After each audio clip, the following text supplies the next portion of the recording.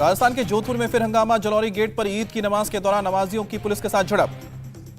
नमाजियों ने लगाया अल्लाहू अकबर के नारे। इलाके में बड़ी संख्या में पुलिस बल तैनात। राजस्थान के जोधपुर में देर रात दो समुदायों के बीच झड़प हुई, एक दूसरे पर पत्थरबाजी।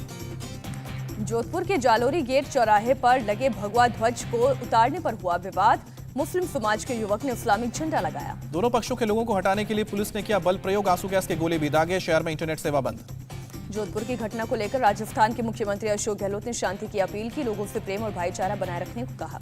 देश भर में आज धूमधाम से मनाया जा रहा है ईद उल फितर का त्यौहार। मस्जिदों में अदा की जा रही है खास नमाज। दिल्ली की जामा मस्जिद में अदा की गई ईद की नमाज। बड़ी संख्या में नमाजी सुबह के वक्त पहुंचे मस्जिद। जामा मस्जिद में नमाज अदा करने के बाद लोगों ने एक दूसरे को ईद की बधाई दी, गला लगकर बांटी खुशियां। दिल्ली के फतेहपुरी मस्जिद में अदा की गई ईद की नमाज। लोगों ने एक दूसरे को दी बधाई। पीएम मोदी ने दी ईद की बधाई, लिखा कि यह शुभ अवसर समाज में एकता और भाईचारे की भावना को आगे बढ़ाएगा।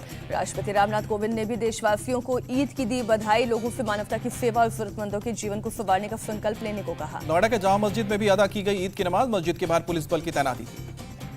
जयपुर में बड़ी संख्या में नमाजियों ने ईदगाह में नमाज अदा की, एक दूसरे को बधाई दी।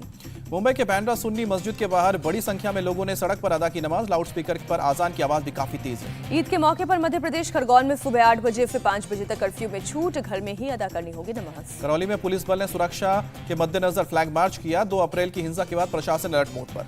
600 पुलिसकर्मी, बड़े पुलिस अधिकारी करौली में मौजूद। चप्पे चप्पे पर पुलिस और इंटेलिजेंस की निगरानी। ड्रोन से रखी जा रही है नजर। सोशल मीडिया पर भड़काऊ पोस्ट डालने वालों पर भी नजर बनाए हुए है प्रशासन।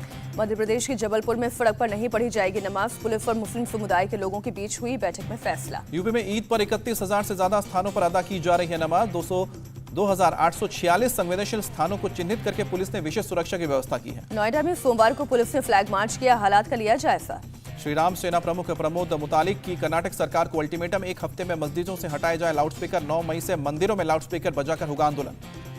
एमएनएस चीफ राज ठाकरे की अपने कार्यकर्ताओं से अपील, ईद के दिन कहीं भी आरती ना करें। औरंगाबाद में राज ठाकरे के दिए भाषण की होगी जांच। भाषण की पूरी रिकॉर्डिंग सुनेगी औरंगाबाद की पुलिस। भाषण सुनने के बाद लीगल टीम एक्शन लेगी।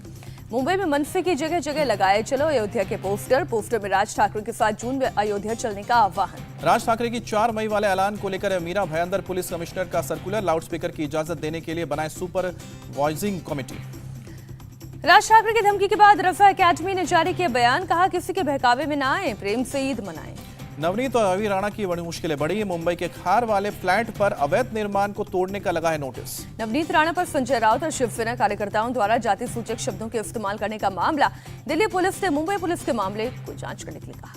यूरोप दौरे के दूसरे दिन आज डेनमार्क पहुंचेंगे पीएम मोदी। कोपेनहेगन में वहां के पीएम के साथ मुलाकात होगी, द्विपक्षीय वार्ता भी होगी, कई समझौते पर हस्ताक्षर होंगे।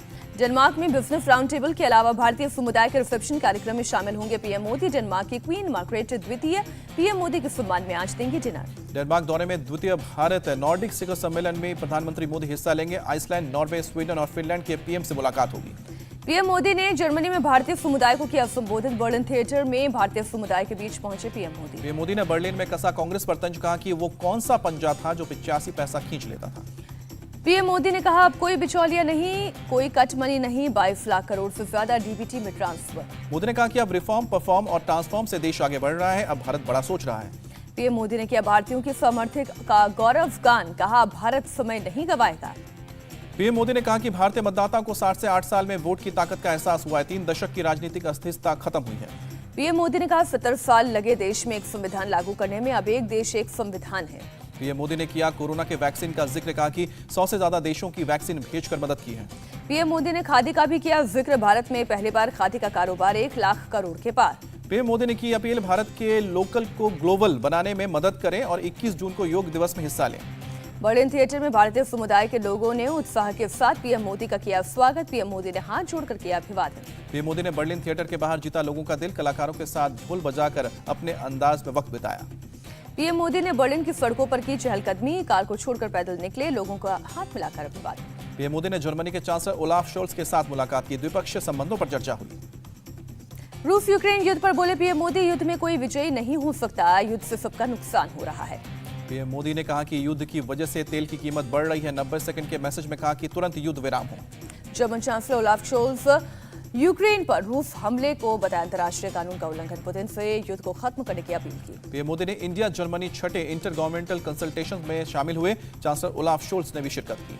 बर्लिन के फेडरल चांसलर में ओलाफ शोल्स और पीएम मोदी ने छत पर भी की चर्चा, दोनों के बीच नजर आई सकारात्मक केमिस्ट्री। पीएम मोदी ने ट्वीट करके इंटर गवर्नमेंटल कंसल्टेशन को बताया सकारात्मक, कहा कि सतत विकास, गतिशीलता, आर्थिक विकास और कई मुद्दों पर बातचीत हुई। बर्लिन में पीएम मोदी को दिया गया guard of honour, chancellor Olaf Scholz रहे मौजूद। 3 देशों के दौरे पर हैं पीएम मोदी। बर्लिन में एयरपोर्ट पर पीएम मोदी का शानदार स्वागत। होटल में भी पीएम मोदी को मुलाकात करने के लिए बड़ी तादाद में भारतीय समुदाय के लोग पहुंचे। बर्लिन के ऐतिहासिक ब्रांडनबर्ग गेट पर देखी भारतीय संस्कृति की झलक। भारतीय समुदाय के लोगों ने पीएम मोदी का किया पारंपरिक तरीके से स्वागत। कांग्रेस नेता शशि थरूर ने कहा कि रूस यूक्रेन संकट पर भारत के स्टैंड को क्लियर करें पीएम मोदी। यूरोपीय देशों को समझने का अच्छा मौका। आज 3 दिन के उत्तराखंड दौरे पर पहुंचेंगे यूपी के सीएम योगी आदित्यनाथ। पौड़ी में अपने गुरु अवैधनाथ की प्रतिमा का करेंगे लोकार्पण। उत्तराखंड दौरे पर अपने पैतृक गांव पंचूर भी जाएंगे सीएम योगी। रात अपने घर में ही गुजारेंगे। 5 मई को हरिद्वार पहुंचेंगे सीएम योगी। परिसंपत्तियों के बंटवारे में उत्तराखंड के हिस्से में आए अलकनंदा होटल को राज्य को समर्पित करेंगे। कर्नाटक के दौरे पर पहुंचे गृह मंत्री अमित शाह आज निरपुथुंगा विश्वविद्यालय के अलावा राष्ट्रीय खुफिया ग्रिड परिसर का भी उद्घाटन करेंगे। गृह मंत्री अमित शाह आज बसावा जयंती के मौके पर लिंगायत संत बसवन्ना को भी श्रद्धांजलि अर्पित करेंगे। खेलो इंडिया यूनिवर्सिटी गेम्स के समापन समारोह में भी हिस्सा लेंगे। 4 मई को कोलकाता जाएंगे गृह मंत्री अमित शाह। 5 मई को सिलीगुड़ी के रेलवे मैदान में जनसभा को संबोधित करेंगे। कई कार्यक्रमों में हिस्सा लेंगे। 9 और 10 मई को असम दौरे पर जाएंगे गृह मंत्री अमित शाह। असम में बीजेपी सरकार को 1 साल पूरा होने पर कई प्रोजेक्ट्स का उद्घाटन। गुजरात के केवड़िया में 14वें केंद्रीय स्वास्थ्य और परिवार कल्याण सम्मेलन का आयोजन होगा। 5 से 7 मई को यह कार्यक्रम चलेगा। केंद्रीय कृषि मंत्री नरेंद्र सिंह तोमर और रसायन उर्वरक मंत्री मनसुख मांडविया ने राज्यों के कृषि मंत्रियों के साथ बैठक की। फर्टिलाइजर को लेकर समीक्षा की। कोयला संकट पर बोले दिल्ली के पर्यावरण मंत्री गोपाल राय। केंद्र सरकार संकट से मुंह छिपाने के बजाय राज्यों के साथ मिलकर काम करे। गर्मी की वजह से हरियाणा सरकार ने स्कूलों के समय में किया बदलाव। अब सुबह 7 बजे से दोपहर 12 बजे तक लगेंगे क्लास। जम्मू कश्मीर के सोपोर में 3 आतंकी गिरफ्तार हुए। सुरक्षा बलों ने नाके पर चेकिंग के दौरान पकड़ा। सीबीआई ने भगोड़े कारोबारी मेहुल चौकसी पर दासा मामला दर्ज किया। आईएफसीआई से 22 करोड़ रुपए के धोखाधड़ी का आरोप। प्रशांत किशोर ने जन स्वराज अभियान का ऐलान किया है। अगले 2 हफ्ते में बिहार के 9 जिलों का दौरा करेंगे। अलग अलग मुद्दों को लेकर स्थानीय लोगों से बात करेंगे। 5 मई को प्रशांत किशोर करेंगे प्रेस कॉन्फ्रेंस। भविष्य की रणनीतियों का करेंगे ऐलान। प्रशांत किशोर के ऐलान पर बोले जेडीयू के महासचिव केसी त्यागी। बिहार में नीतीश कुमार का कोई विकल्प नहीं। कांग्रेस नेता नवजोत सिंह सिद्धू ने प्रशांत किशोर के फैसले की सराहना की। कहा, आपने हमेशा संविधान की भावना के सम्मान के लिए प्रयास किया। नवजोत सिंह सिद्धू ने अमृतसर में कैंडल लाइट मार्च में शिरकत की। पटियाला में हुई झड़प का विरोध किया। पंजाब कांग्रेस के प्रभारी हरीश चौधरी ने सोनिया गांधी को लिखी चिट्ठी। एंटी पार्टी एक्टिविटी पर नवजोत सिंह सिद्धू पर कार्रवाई की मांग की। बीजेपी नेता दुष्यंत गौतम ने यूनिफॉर्म सिविल कोड को देश के विकास के लिए जरूरी बताया। कहा कि डॉक्टर अंबेडकर भी चाहते थे कि समान नागरिक संहिता लगे। यूनिफॉर्म सिविल कोड पर जारी बहस को केंद्रीय मंत्री मुख्तार अब्बास नकवी ने सही बताया। कहा, इससे बेहतर नतीजे निकलेंगे। हिमाचल प्रदेश के सीएम जयराम ठाकुर को भरोसा। प्रदेश की मुस्लिम महिला यूनिफॉर्म सिविल कोड का करेंगे स्वागत।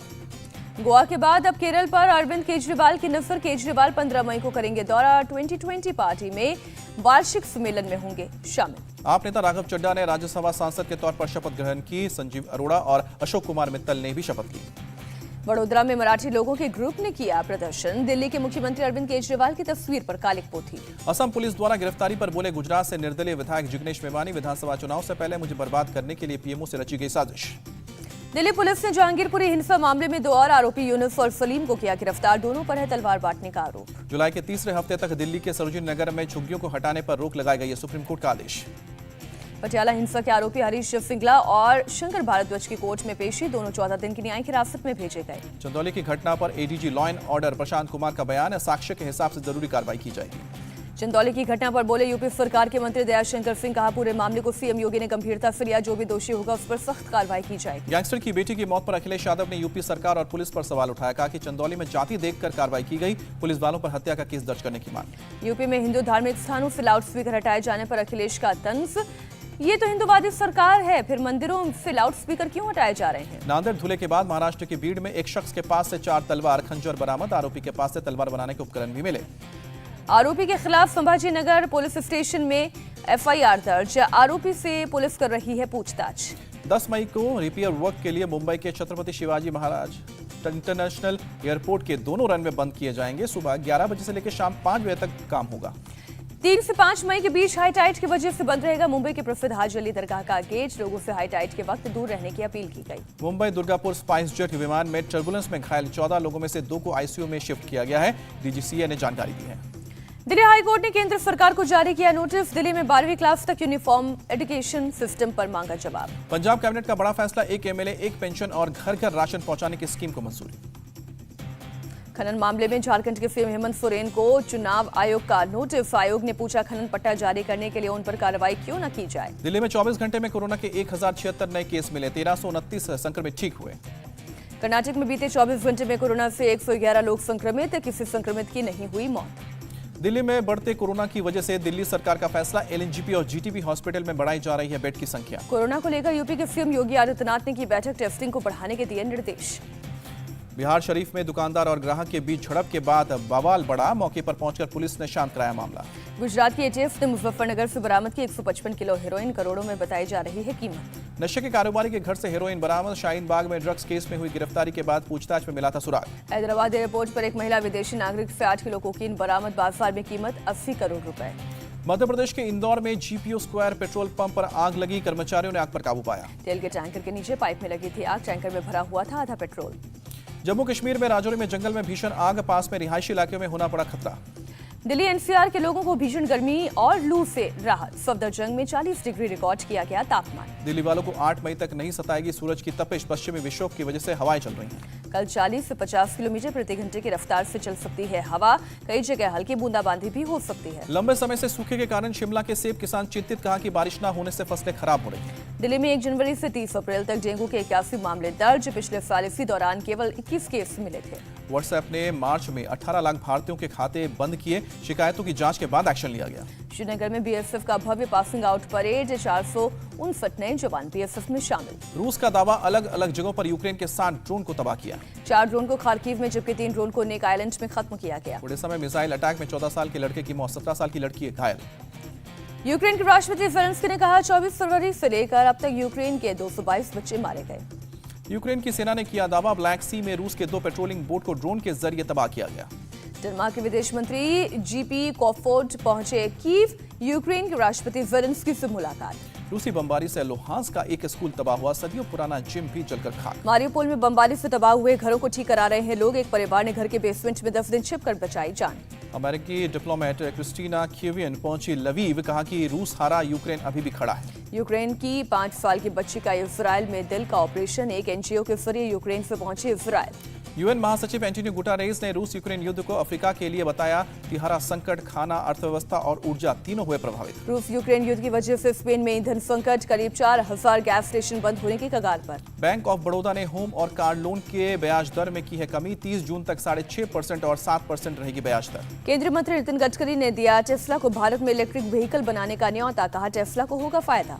महंगाई के बावजूद अप्रैल में मैन्युफैक्चरिंग सेक्टर में विकास की रफ्तार रही तेज, परचेजिंग मैनेजर्स इंडेक्स 54.7%। ओडिशा में सिंचाई को बढ़ावा देने के लिए सरकार ने नई योजना बनाई, 3 साल में तैयार किए जाएंगे 1000 छोटे बांध। आईपीएल में लगातार 5 हार के बाद जीती केकेआर, राजस्थान रॉयल्स को 7 विकेट से मात दी। नीतीश राणा और रिंकू सिंह ने कमाल की पारी खेली, राणा ने 37 गेंदों में नाबाद 48 रन बनाए, रिंकू ने 30 गेंदों पर नाबाद 42 रन बनाए। केकेआर के सामने 153 रन का था टारगेट, आखिरी ओवर में 3 विकेट खोकर हासिल किया लक्ष्य। टॉस हारकर बैटिंग करते हुए आरआर ने 152 रन का स्कोर तैयार किया, संजू सैमसन ने 54 रन की पारी खेली, हेटमायर ने 13 गेंद में नाबाद 27 रन बनाए। आईपीएल में आज गुजरात और पंजाब के बीच मुकाबला, डीवाई पाटिल स्टेडियम में खेला जाएगा मैच। केजीएफ चैप्टर 2 ने की 1000 करोड़ क्लब में धमाकेदार एंट्री, 18 दिन में वर्ल्ड वाइड की 1023 करोड़ की कमाई। धर्मेंद्र और हेमा मालिनी की 42वीं वेडिंग एनिवर्सरी, हेमा मालिनी ने शेयर की रोमांटिक तस्वीर, खुद को बताया सौभाग्यशाली। 2020 के बाद पहली बार न्यूजीलैंड में विदेशी उड़ानें शुरू, 2 साल बाद अपनों को देखकर एयरपोर्ट पर कई लोगों के निकले आंसू। ईद पर न्यूयॉर्क की एम्पायर स्टेट बिल्डिंग को हरे रंग से रोशनी से सजाया गया, बिल्डिंग के ट्विटर हैंडल से दी गई जानकारी। इंडिया टीवी हर वक्त हर जगह डाउनलोड करने के लिए सर्च करें India TV news Google play store या ऐप स्टोर पर।